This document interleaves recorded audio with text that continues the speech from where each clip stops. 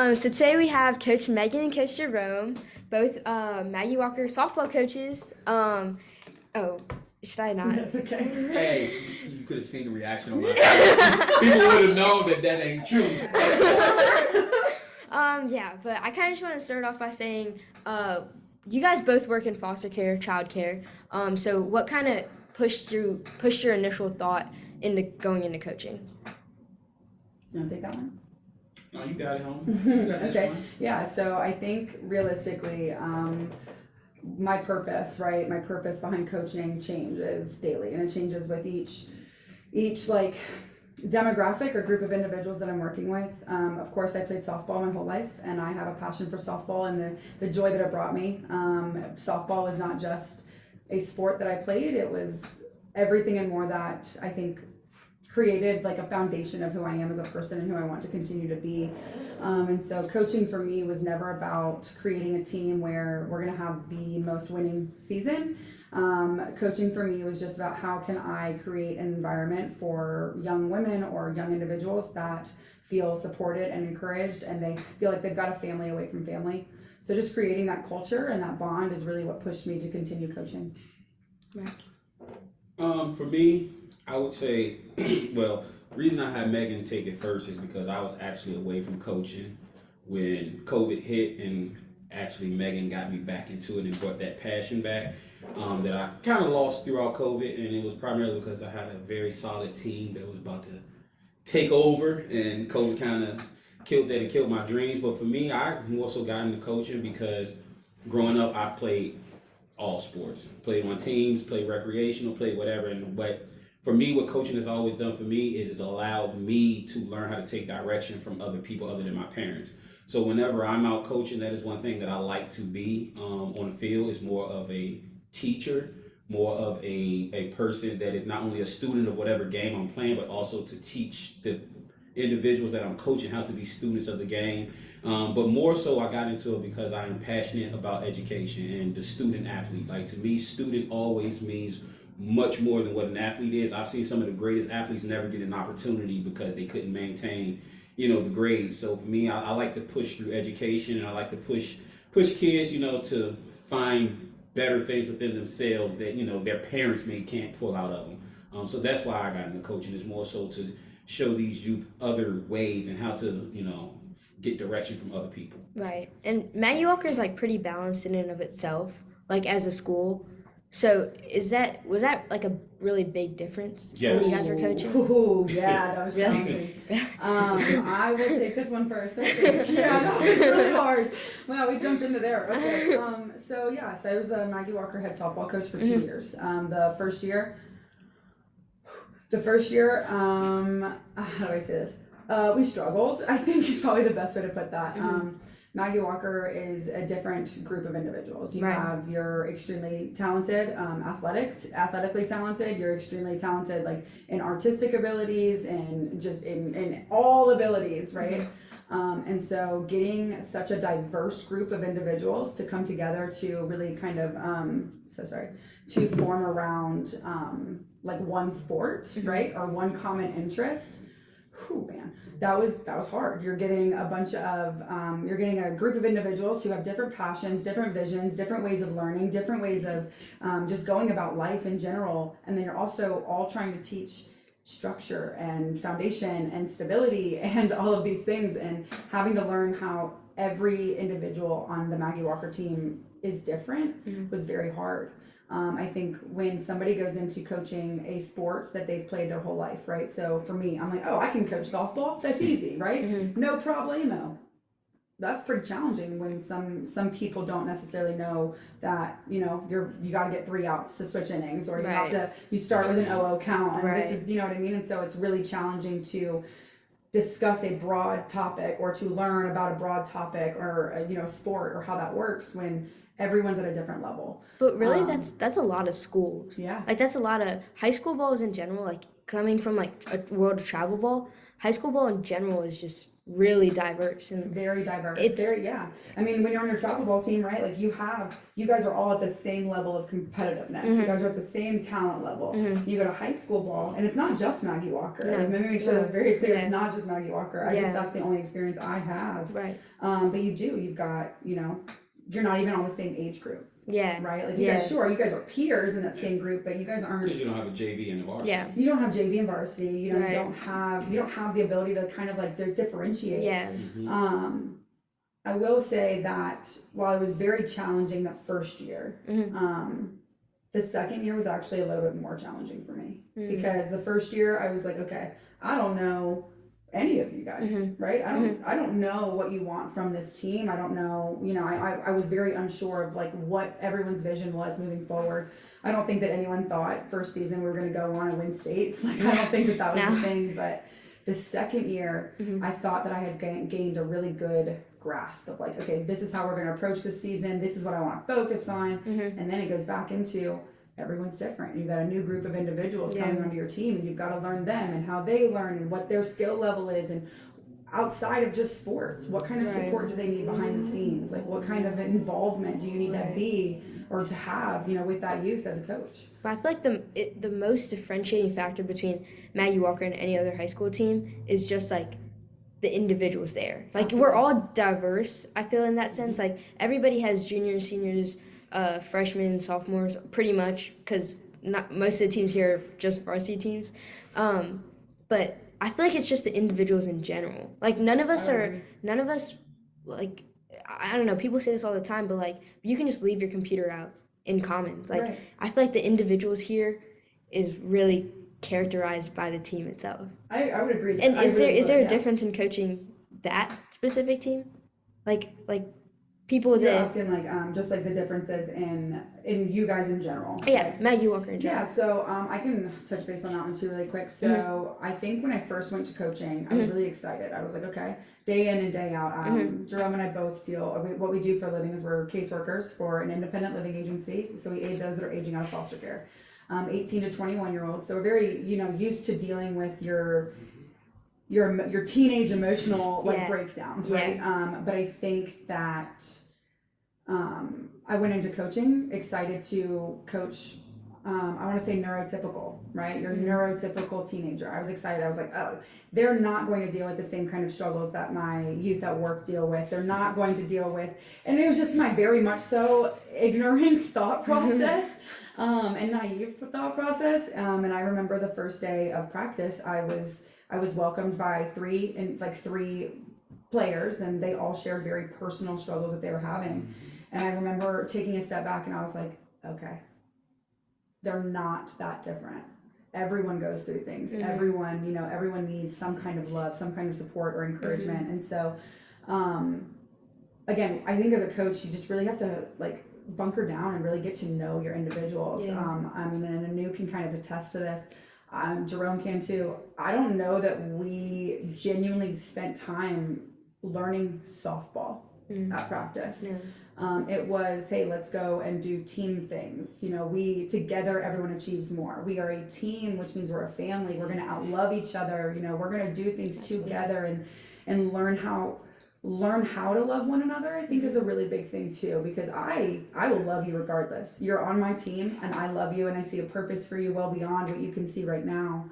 That's my heart. That's who I am. But getting everyone else to love each other, I think that's the differentiating part between Maggie Walker and other high schools. Yeah. Maggie Walker is absolutely okay, I'm on this team. They are my family. They are my culture. We are going to build this together. And I think when you go to another high school where you've got cliques, or you've got, you're more, I want to say normal teenage drama, I think is probably a good way to put that. Maggie Walker is atypical in that You guys sense. have your drama. Yeah. You're wrong, but you go over to a bigger high school in the area, a different kind of drama, right? And so I think that you don't have to deal with those kinds of things at Maggie Walker. But is that important to development though? Like you've seen with the children that you take care of as well. But is that important in development? Seeing the struggles that other students face that aren't.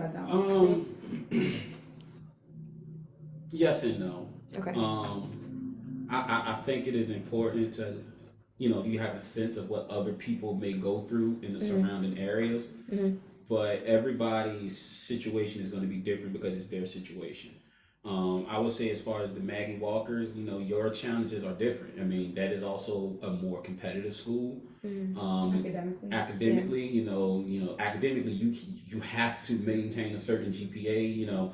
Other schools, you don't have that. With you guys, we never were concerned about whether or not you're going to maintain the GPA to play on the team. I was more scared that you were going to show up to the games because you were missing because of tests or homework or something. We have more concern of you guys not making it to a game because of the academic that you have to do. Because it's not fair that spring sports gets treated the way that they get treated, in my opinion. But that's a whole nother podcast for a whole nother day. But to kind of piggyback off of your initial question that you asked Megan about, what was it? It's coaching and the differentiating between Maggie Walker and other youth.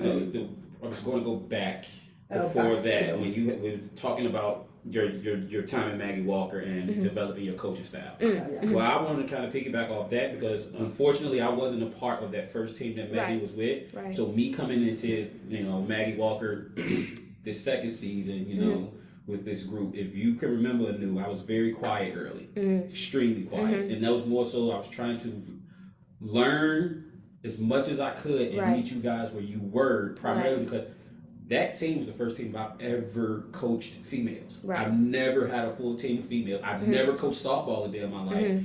I've noticed there are small differences between softball and baseball, but for me, I would say the hardest part for me in coaching softball and coaching you guys, although I loved it, and I will say this past season was my best coaching of my whole career. And it was because I was able to learn each and every one of you guys on a different level. And I would say, for me, the hardest part in coaching was trying not to make y'all cry on the field.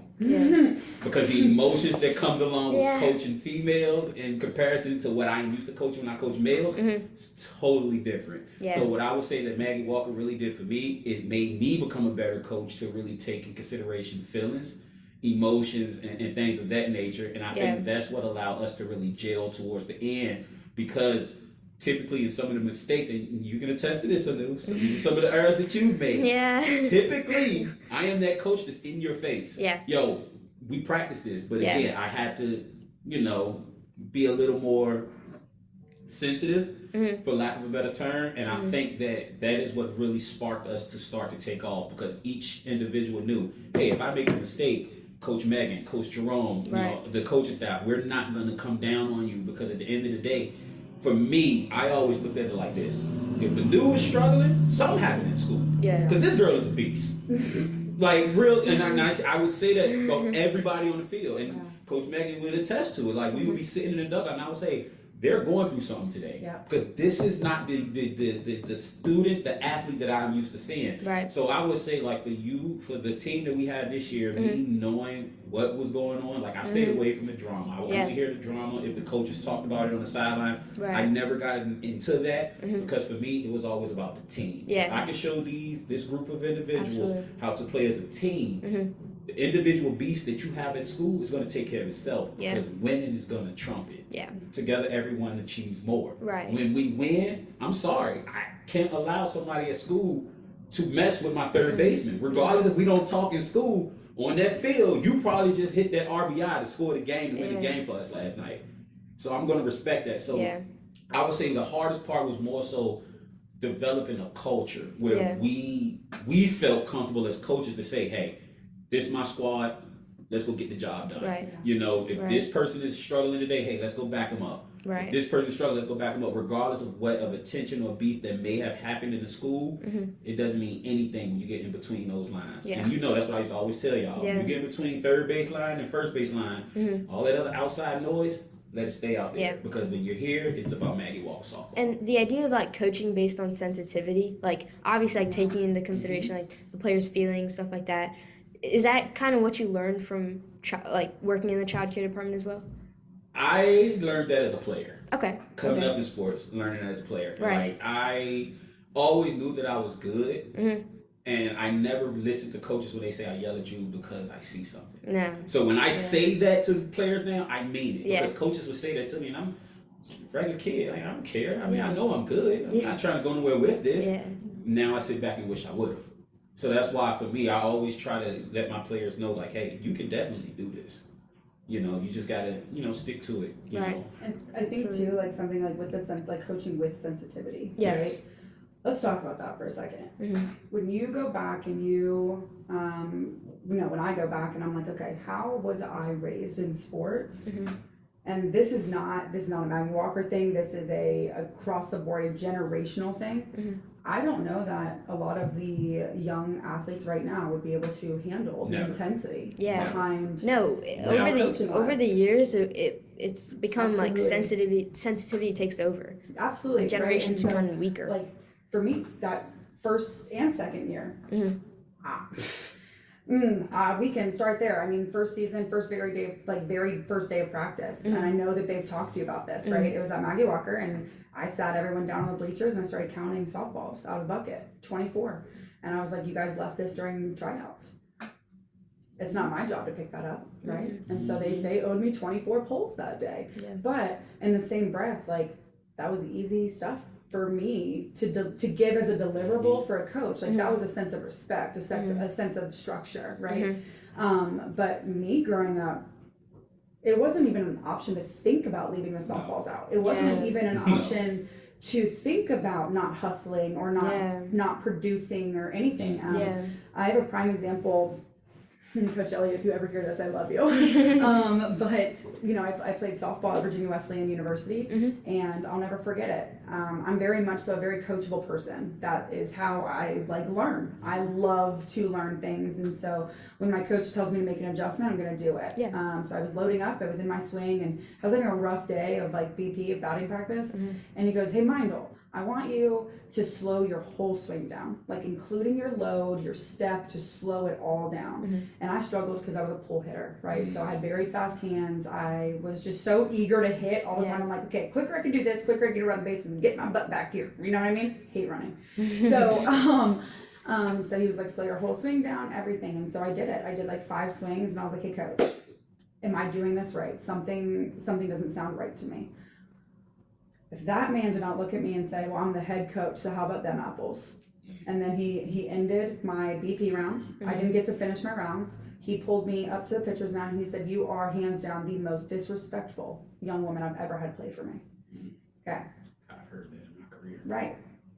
And then, and then I go out to the outfield. I'm a hot mess. I'm like, how am I being disrespectful? Yeah. I did what you told me to do, Yeah. and I just said it did. I was asking questions, Yeah. right? He pulled me aside the next day and he goes, you are the person I yell at. You are the example that I make out of other people. Like, I make an example out of you for others. And I'm like, oh, that would have been really nice to just let a dog know next time. But in the same breath, like, I don't know Maggie Walker. I don't touch any of the surrounding high schools. I don't know that there's a single individual that could have handled the intensity that came behind him. I mean, he is a 5'3" man, but he is loud. He is abrasive. He's gonna put you down because he has an expectation. He has a standard, and generationally, that's how we were raised with coaching. You made an error during a game. I don't care that you just played 10 games. You're gonna stay here and you're gonna run polls until all of the errors are accounted for. In the entire tournament, it'd be 12 games at the end of the tournament. If the very first pool play game we had, like pool play games, we made 2 errors, we're held accountable for that. Regardless if you won the championship or not. So that first game of first season, Maggie Walker, I looked at everyone because we had lost our first game by 25 runs. I don't like pie in general, but humble pie, I don't ever want it again, okay? I'm already a very humble person. I don't need to be humbled anymore, okay? But like, I couldn't sit there and in good faith say, you guys owe me 25 polls because of errors, right? There is a level of sensitivity where I went in there and I'm a very truth person. I give this for you, I expect the same in return, right? Yada yada. But I also have the expectation of winning. I don't like losing, right? It's like I want to win. And so, but in the same breath, I think I lost it on you guys, twice during the season? They were tough days, sure. But they weren't undeserving. They weren't unwarranted. And it was still me absolutely coaching with a sensitivity. Most definitely. but I had to learn that. I had to learn that there is not one way of coaching. Right. And a lot of, we were talking about like your purpose and your goals moving forward, like with your nonprofits, and my purpose changed. My purpose was not to come in here and make a winning program. And I had to lose that pride. Yeah. I don't think that I knew that I had that pride until after that first game when I was like, what's happening? I can't piggyback on that one. No, I know, but my purpose was to come win. well, but it was originally. Yeah. It was originally for me, and then I you think had to be humble. I was had to be, was forced to be, and I was, but You need to in develop that moment, everything switched for me. I said, okay. Yeah. All right. Yeah. We're not going to come in here and be lights out. Yeah. Even the second season, we showed up that first game, and I literally left, and I was like, "Who was that on the field? Excuse me." I was like, "We're going to be good." Excuse me. Yeah. Right? But she did. She called me. I missed that game. it was never a thought like I didn't think you guys could do it. That's not all what this was. But it was like, if I'm not drilling into you guys 24/7 with such a level of intensity that you guys won't be able to withstand it, we won't produce. Right. Because that's how I was taught. Right. And so when, I had an individual who I was showing how to, like, the difference in their shoulders and how it would feel if they were to swing. And they started crying. They were like, I don't do well with touch. Well, dang. My coach would have grabbed me by the face mask and said, have a great day. Yeah. Right? And so it was just the level of sensitivity changing. Me understanding everyone, again, back to it, everyone's different things. Nowadays we even in our professional world, like we are dealing with pronoun differences. Not something that I'm like, it's not that I'm insensitive to it. It was a learning curve for me. It's not normal that I have ever had to walk up and say, oh, hey, this is, my women's softball team.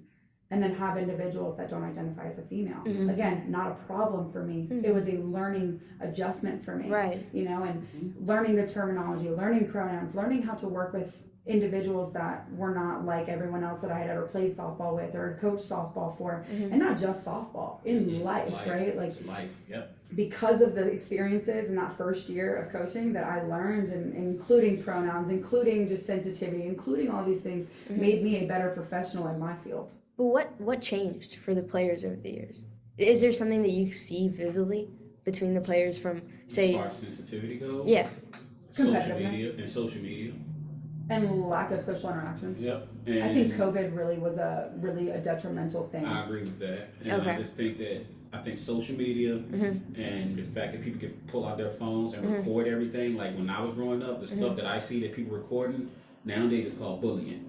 It was a normal day at school for me. Right. When I grew up, I'm a Highland Springs graduate. I'm not going to say that I was bullied my entire life because that's not the truth. No. But I had to develop a certain tough skin because of what would be termed bullying today. Back in the day was just a normal day of school for me.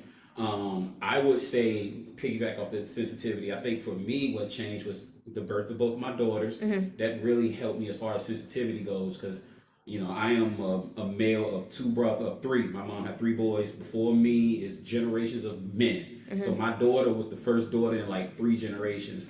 So I had to develop a sensitivity because if I was to parent her the way that I was parented, I wouldn't have my daughter. In a nutshell. So I would say that really helped me. But I would say, as far as we go as coaches, I do definitely believe that our profession is what really allows us to show that sensitivity. Right. And it is primarily because of what we see day in and day out. Right. And for me, it's not necessarily in my role now, because I work more with adults now, but I'm talking more so back in my early career when I worked with high schoolers, I worked with middle schoolers, and I would see some of the things that they went through in the schools, and it made me become more sensitive when I can clearly see a kid being bullied just because of the way they look, or a kid being bullied because their parents can't afford a certain outfit, or you can clearly see that, the outfit that they have is fake. So for me, learning the sensitivity thing started early in my career, but putting it all together, I really didn't put it all together until I coached you guys. Right. Because that's when I really saw it like, okay, this is different. And I think for me, what made me the switch cut on for me, I'm not going to name the team, but it was a particular team that we played where none of us liked how the coach responded to this picture. Correct. And in that moment, I really realized, like, if you guys are willing, I walked away from the field because I wanted to approach that coach. Because at the end of the day, you're not getting professional contract after one game against Maggie Walker. You know, like for me, it is never, the safety of a player is never more important than anything else. Like, I don't need to win that bad to the point where I have my pitcher on the pitcher's mound crying, and the entire opposing team coaching her on to the point that our coach goes to her and gives her another tactic on how to pitch the ball. Like, that's when I realized the sensitivity thing is actually real, and that's when I realized we had something special. Absolutely. And I say that because you won't sit there on no other team. I watched other coaches. Like, you have coaches out there, they're sensitive, but not to the level that we were. You know, when Megan was getting to her wits' end, she can't do it, Jerome. Go talk to him. And that's when I'll come in, and if you ever notice, 10, 15 seconds later, here come Coach Megan. She needed to take that breather, because just like you guys go through things, as your coaches, we go through things. And when we're going through things, hopefully what we have taught y'all as far as sensitivity, y'all learned it and give it back to us. And y'all did that for us. I was about to say, y'all poured so much into us last year. Like, I'm gonna be real, that's another reason why I love sports this point in my life. Because I am learning from y'all. I am not gonna sit here and say I'm the greatest coach ever. I'm not. I will never say that to y'all. No. And I'm I am exactly what Deion Sanders is doing right now in Colorado. I'm a motivator. That's my job. When you're going to step into that box, what was I saying to each and every player? I want to see y'all right here at third base with me. For the most part, that's when y'all started. Okay, y'all get there. I'm here. No, I'm not here to tell you, because it's all about motivation at this age. You need to believe. How many of y'all left that field believing in yourself? That's all that mattered to me. Because you can have the worst day at school. My job was, when I step on that field, I'm going to make you forget about that day. Regardless of what I got going on. Because again, our day, if we could come to you and tell y'all what we went through prior to even coming to coaching y'all, y'all would look at us like, yo, why are y'all giving this to us? But you don't understand what y'all did for me. It literally kept me going. That's why you saw me coming in excited. I show up late, but I'm walking in from left field. Yo, what we doing today? You know, and I mean, that's why I kind of, when y'all did kind of see me take off a little bit and started, you know, interacting a little bit more, if you notice, I went individually to players to try to figure out, okay, what's going on? What's going on with school? How's this going? Because that is, with coaching is more than just teaching the X's and O's of the game. Coaches, and it's about teaching life, and that's why I love what you're trying to do. Absolutely. Teach life to people through sports. I tell people, sports is the greatest thing that I ever got involved in. If it wasn't for sports, I wouldn't be here. Absolutely. Because sports taught me how to take direction from other people. Taught me how to be coachable. Taught me how to problem solve. Taught me how to taught me how to fail. How do we both say it at the same time? It taught me how to lose. Think about it in sports, right? Whether it's softball, basketball, whatever it may be, right? Like, if you make an error, you learn from that error, right? And so when you go about life, you don't make a mistake, and like, you don't, before, yes, there are times that before the mistake, you know that it's a mistake to be made, but like, I'm talking your minor ones, right? Your small little mistakes in life. You don't know that they are mistakes until you have made them and given the opportunity to learn from them. I really want to piggyback off of what he said, though. I'm going to do my best not to cry. The amount of love and support that every single one of you poured into, and I can speak for the coaching staff, but I will speak simply just for me. I will never be able to repay that for you guys, like to you guys. And I'm getting a little emotional too, and it's because we also have a connection in other ways. And what Maggie, what you guys did for me, you filled a certain void that I needed to feel. Baseball / softball was me and my dad's thing. So, you know, for me to get back in there and do it on a high school level and do it for a team that y'all didn't know who the heck I was, knew nothing about me. And when my daughter would come to the games, y'all welcomed her as if y'all knew her. You know, just the love that I get. Just honestly, when you see me walk into this office, you're smiling like that. Enough for me. It's just like, okay, we did what we were supposed to do at Maggie Walker. We've made the connections. What's next? You know, and I think for me, that's what y'all provided me, what I needed. I was in my what's next moment. You know, things at work I knew was going to be okay. Things at home with family I knew was going to be okay. When she asked me to coach softball, I was on the fence. I'm not even going to lie. But I was more so on the fence because I'm like, yo, I'm about to go coach girls. I don't know what I'm doing. Yeah. How do I not make this girl Take cry? that risk. How do I not, when Yeah. you first getting out there, when we switched your position, I didn't know how you were going to take it because I didn't know what type of ego you had. You're also a point guard on the basketball team. Point guards has the biggest ego on the court. You were a point guard on the basketball team that wanted to play shortstop. Yeah. That's ego all day. That's swag if I've ever seen it. It is. I loved it. I loved it because you did it with a smile and you did it the best way that you wanted to do it. But for me, it was one of those things, okay, how will a certain player take it if we try to change something up that they don't want to change? Because I know when I used to coach boys, you switch up something, I want to go to a whole other team. I don't want to play for you no more. So that's what I love about you guys. You guys accepted us, and when we finally clicked, it was amazing. Yeah, I think and I think that we're all. Okay, I think we're all of our coaches, right? There's a coaching staff of 4. Every single person in your coaching staff had a purpose in your life. Yes. Right. Jerome's even said it.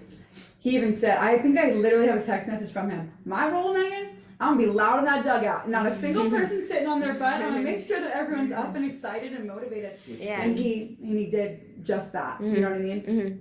Coach Deja, she loved and took care of our overall well-being. Right.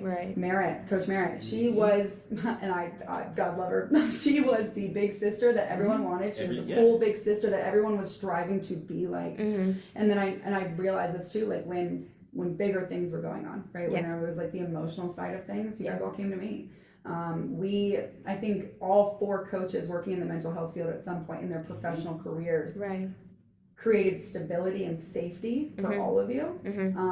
But I don't know that you guys even have any idea that you guys created the exact same for us. Y'all did way more for me than I could have ever done for y'all. Exactly. My wife would have. Everybody will attest to that. They say they saw different me when I started coaching you guys. Yeah. Y'all made me learn. Right. You guys played Freeman, right? And I'm open, so I'll be open about this. My father passed away May 1st.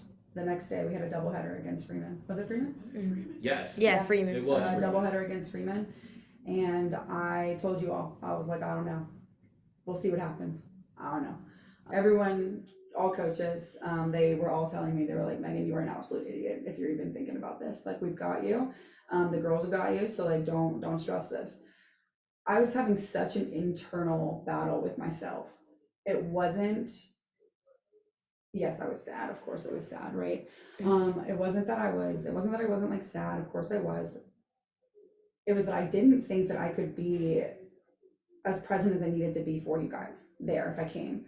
Right? Like, I think as a head coach, I put this thought process in my mind that like, I've always got to have it together. I never did. But like, even in these weak moments, like, I can't have you guys be the ones to support me. And so how dare I even allow you guys to see me at such a low spot in my life? But the other side of me was saying, that's the only place I want to be.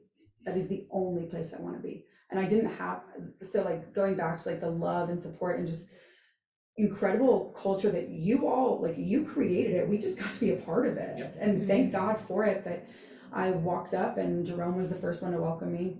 We have a very similar story. He gave me a hug and I was like, okay, go away, I'm gonna cry. But not a single person approached me. And I loved it.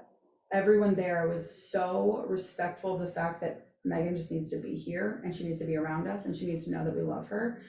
But we don't need to bombard her with, give me a hug, I love you, I'm so happy. Like, none of that. It was, I still allowed my coaches to take the load off of everyone. They still did exactly what they needed to do. You guys did everything you needed to do. And at the end of it, it was... It's the beauty of sports. Because that's the beauty of team. That second game, in my opinion, was the best game we played all year. Yeah. We won 1-0. Yeah.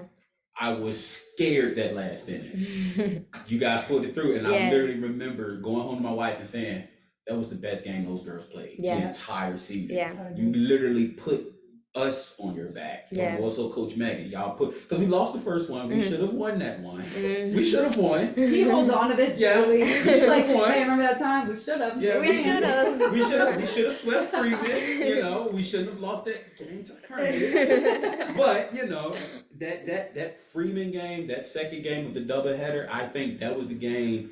Honestly, I saw a shit. nobody said anything. No one. It was no. We didn't talk in between the games. No one said, "Hey, let's do it." We literally came beyond and said, "Let's get it done." And the whole team literally put us on their back, and y'all say, "Let's go." So I want to say we scored the first run in like the second inning, so we held them scoreless the rest of the game Yeah. at their home. Right. So to me, that's when I knew we had something special. Right. But It that was a is shift for us. yes, that's the beauty of sports. Me and Megan were able to heal from sports. So it goes back to your very first question. Why do we do this? That's why. Yeah. It's my form of self-care. Yeah. Absolutely. Without when I just to give a little background on my situations. I had a cousin, he passed away back in 2012, and I remember when it happened. And I remember my outlet was literally, I told my family, I know y'all not gonna like this, but I'm going to coach. And I went straight to my AAU team that I was coaching at the time, and I locked in with them for a couple of weeks, and that helped me through that. When my dad passed away, that's when I was doing individual lessons. I called my people, like, hey, your son needs some free lessons? Because for me, that is my outlet. Outside of music, it is sports. Preferably basketball and softball, baseball, but I would do anything because that's what sports has done for me. It's my form of self-care. It's my way to release all of that energy just to get it out. Because for me, I get upset. Oh, go get me a tee, go get the net, Yeah. go get a bucket of balls, and I'm just swing. I do that to this day. Yeah. You said music? Music.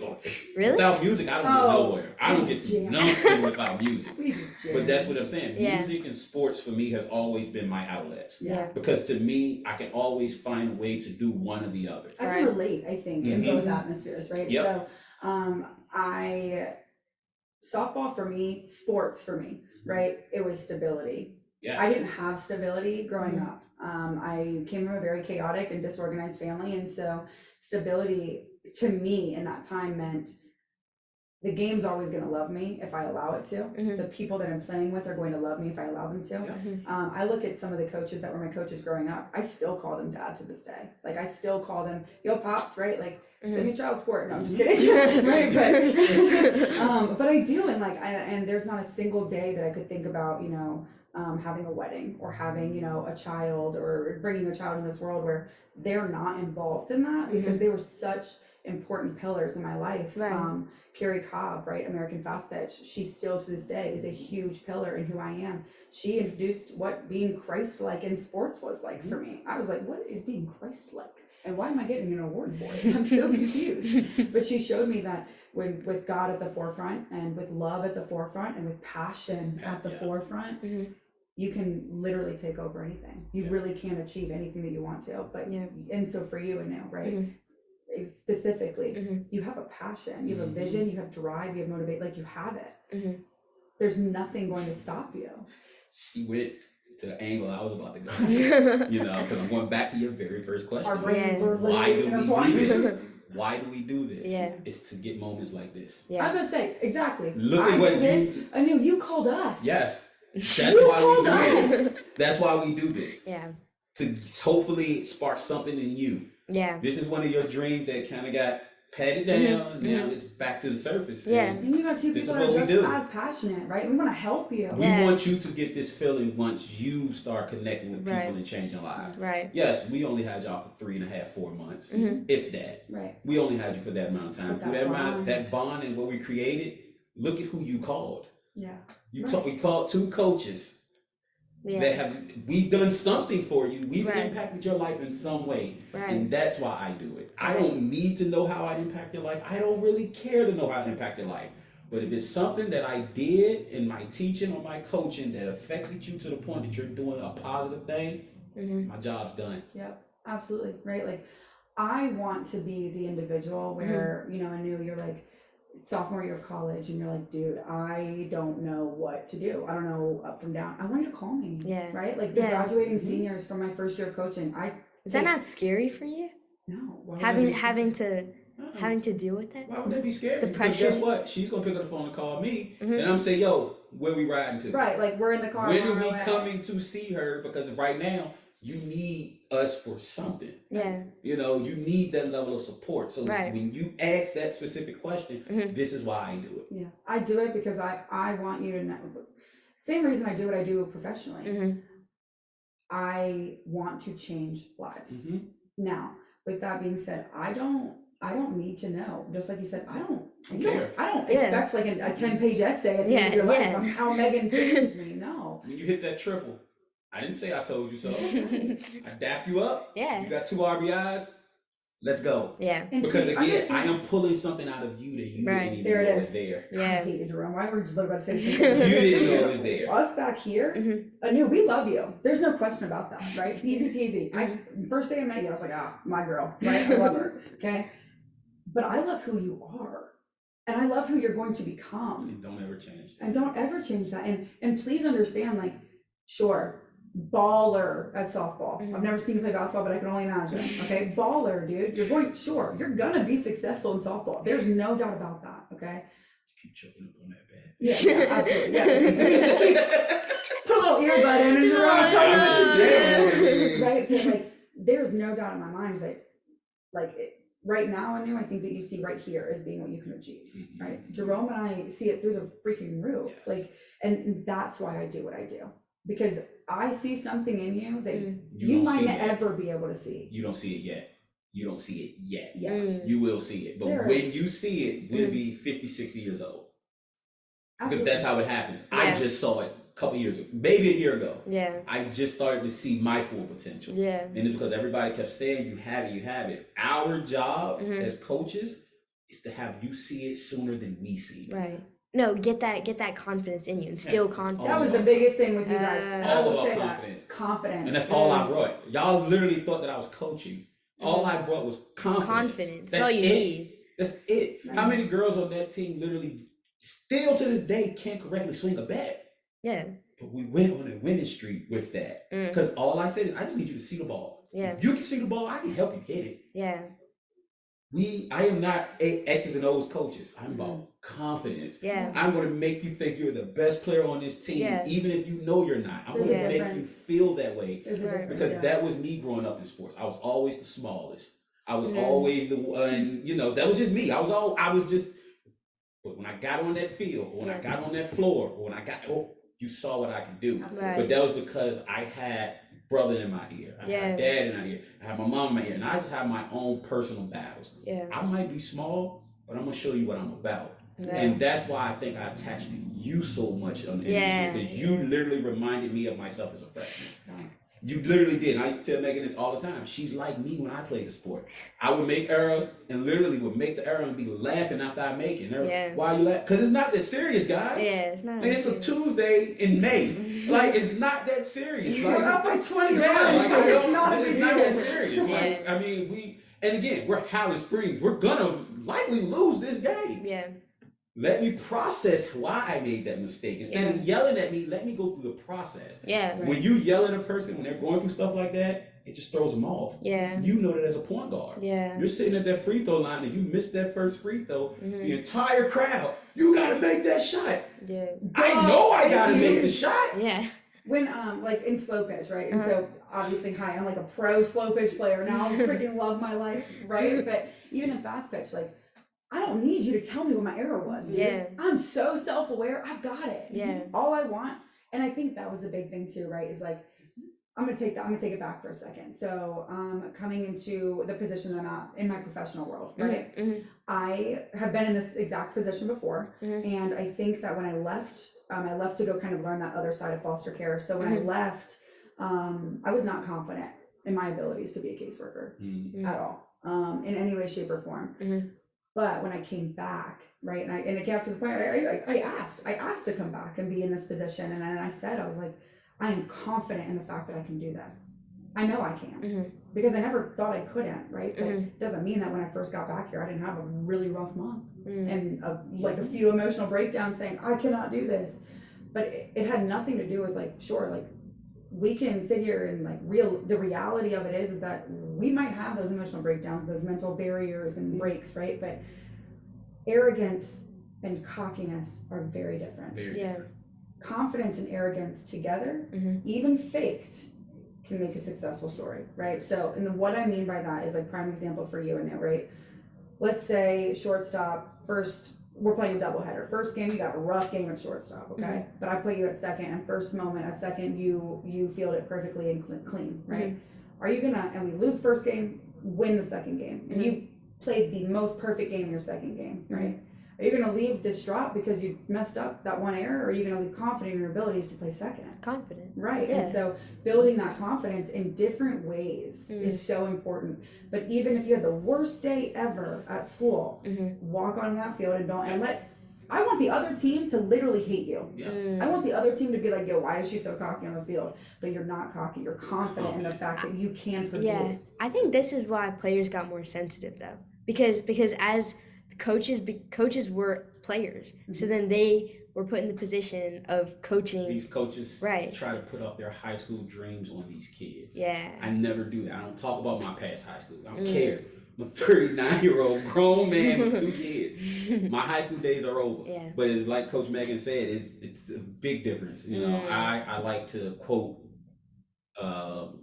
rappers because like I said, music is my thing. But like Jadakiss said, you're not cocky, you're confident.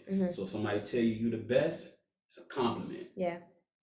Always just know the difference. Yeah. You know, I tell people all the time, I can be cocky. Yeah. Cocky Jerome comes out sometimes.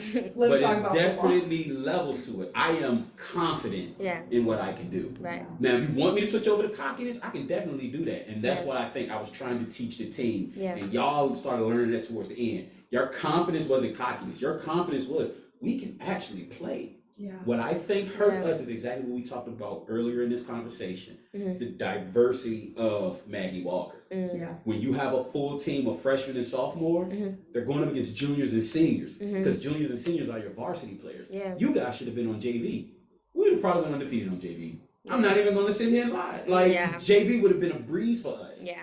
You know what I'm saying? So for me, that's why I say, like, I see all you other schools want to do your cockiness against us, not knowing we're literally coming out here with a full team of freshmen, sophomores, and half of them are not players, like, consistent softball players. Yeah. No, And I mean someone couldn't even throw the base, throw the softball when they first got here. Yeah. So that's what I think what we really helped a lot of the players with. Yeah. They saw an ability that they didn't even know was there. Right. You know, and Right. even if they only seen it in practice, I don't need you to see it in the game. I just want you to know that you can do it. And I am confident in your ability. So I would go to Coach Megan for some of those players that weren't as good. Hey, can we get them in this game? And I'm not talking about blowouts. I am talking about close games. Yeah. Can we just get them on the field just one time? Yeah. You know, as head coach, she would sometimes just shoot it down. But for me, it's all about confidence. If I put you out there on that field, even for one play, I've increased your confidence just that much. Like, I've actually had players come and say, I don't want to go in. After I've convinced Megan to put them in. Yeah. I don't want to go in. I'm scared. That's a confidence thing. That has nothing to do with your ability to play the game, because I see what you do in practice. Yeah. It's no different when you step on that field. It's just when you're on that field, that other person is trying to get you out and you're trying to make a play before they can make that play. Yeah. And I also think it's like the anxiety of other eyes, right? Yes. So like at practice, you know my level of talent, right? Like you see me every single day, so you know what I'm capable of. And so when you are put on a field against maybe even, I don't even care if it's a less competitive team, but even a more competitive team, you have fans, you have other coaches, you have other players, you've got more eyes on you, which can obviously increase that anxiety because you don't have the comfortability, the confidence. That's why I loved your game. Yeah. There is no secret you made errors. You took over There the is field, though. no secret that you made errors.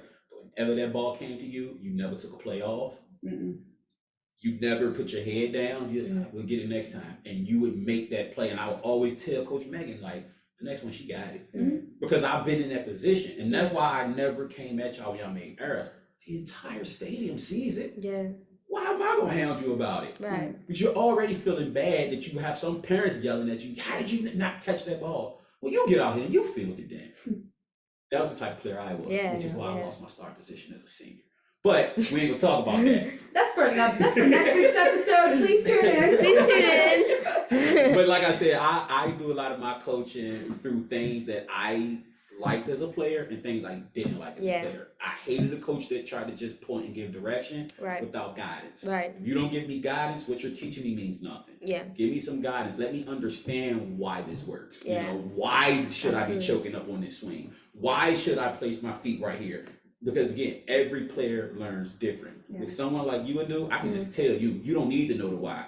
You need to see the results. But some of the players on that team last year, they needed to understand why they were doing certain things. Yeah. And I think that's where our level of coaching came in, because as a head coach, she can't individually coach all 13 players. She just can't. So somebody had to step in and find out where it was. And what I learned with Maggie Walker softball, it was all confidence. Yeah. It was nothing else. It was literally confidence. So when anybody asks me what happened, I gave y'all confidence. I'm sitting down on third baseline acting like a fool. If I am embarrassing myself on third baseline, I need you right here to embarrass myself. You know, let's do it together. Yeah. We established the respect of other teams. We established the respect of other parents on our side and on the opposing team side. And that's how I look at it. When you come and play for a team that I am coaching, I want it to be enjoyable for everybody, not just my team. Right. I want other teams to say, hey, I like the way that team carried themselves. Because at the end of the day, that's what it's about. You guys are still in high school. This is high school. I had multiple coaches come up to me and they're like, why are you just like goofing off? Why not? It's just high school. Why are you having a dance party? Because it's good music. It's high school. It's high school. It's high school. Yeah. It's high school, right? And so I think that at the end of the day, every single practice, every single game, every single situation where we spent time together, whether it was group outing, team outing, whatever it may have been, I just needed you guys to know that I love you. Gotcha. Like I love you. You know what I mean? And so, and I think understanding that like I'm not in love with you, right? But I love you, not as a group, but individually and as a group. Like I love you well beyond just the softball field. I don't like, my love for you is not amounted by how many wins or losses we've had or how many errors or hits or whatever it may be that you've done. Like I love you because you show up daily. Yeah. Right? I love every single person on the Meindl Walker softball team. First year, second year, managers, not managers, parents, like anyone. Because for me, it wasn't Megan is the head coach of softball and you guys will do as I say. It wasn't. It was like hey, I literally don't know what I'm doing. So I need all of you guys to help me. And you did. Yeah. Like you guys changed the game for me in a way where I don't care to hear about like the state championships from Cosby High School. I was a Cosby player, right? So like, I don't care to hear about the state championships from Cosby or Lee Davis or Lena Mechanicsville or like the Godwin. I don't care because we could have shown up every single day and lost every game, right? But what I saw, you guys learned life. You guys learned life. You guys learned softball too. Yeah. That's just like a little bonus, right? Yeah. I remember first season, so first season, we had lost every game. We were, I think, sitting at, I want to say like 0-8 on the season or something, or like 8-0 or something. I don't know what it is. 0-8 on the season.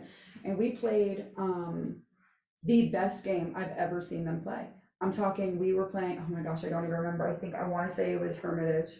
And we were toe to toe with them up until the very last inning. Yeah. Nope, it was Mechanicsville.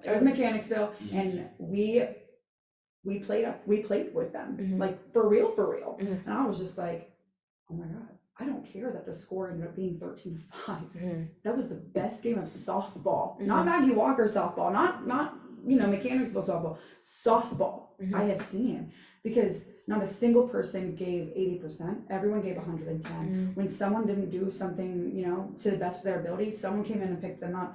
I'm talking, and I'll throw a name out here, right? Like Amanda Stone, right? Amanda, she is somebody who didn't want to pitch, but didn't matter because she embodies what being a teammate is. She embodies what being a sister and a friend and a peer support is.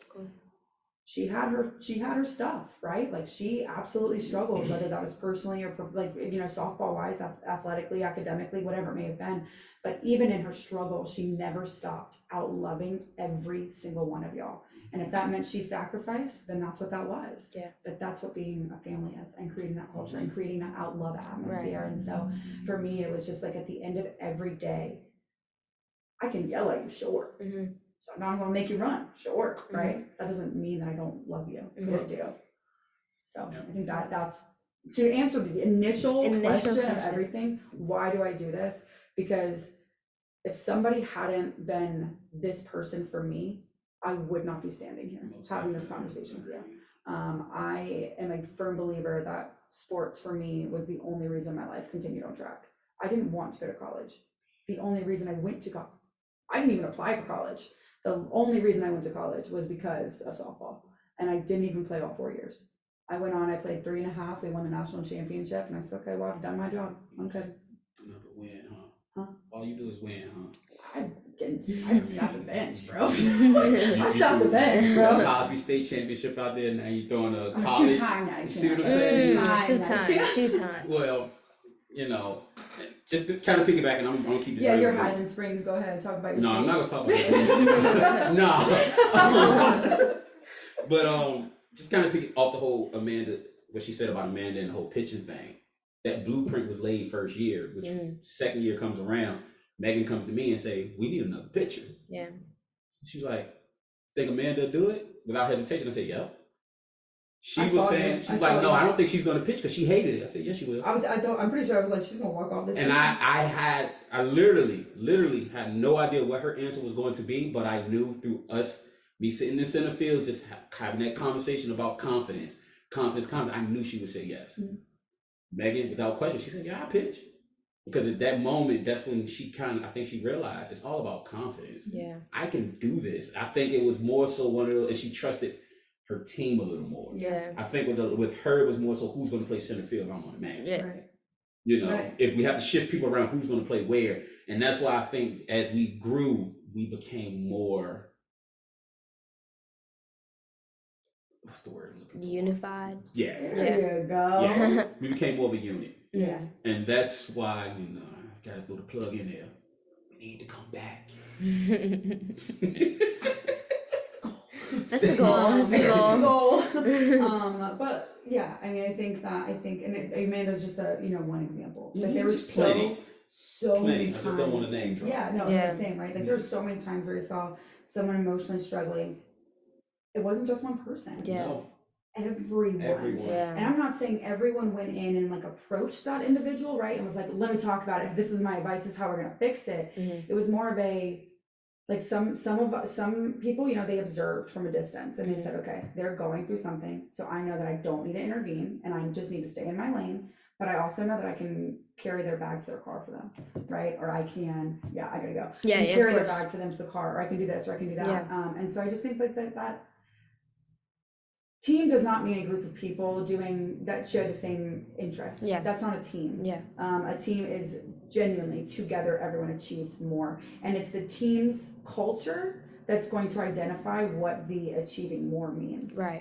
So that's that. Okay. I agree. Thank you so much. One last thing though. I wish I would have known I was gonna be on Zoom. I would have wore the shirt that started our incline. Oh, the girl dad. Oh my God. Don't worry, it'll make an appearance. Tune in for next week's episode. Thank you guys so much. Absolutely. Thank you.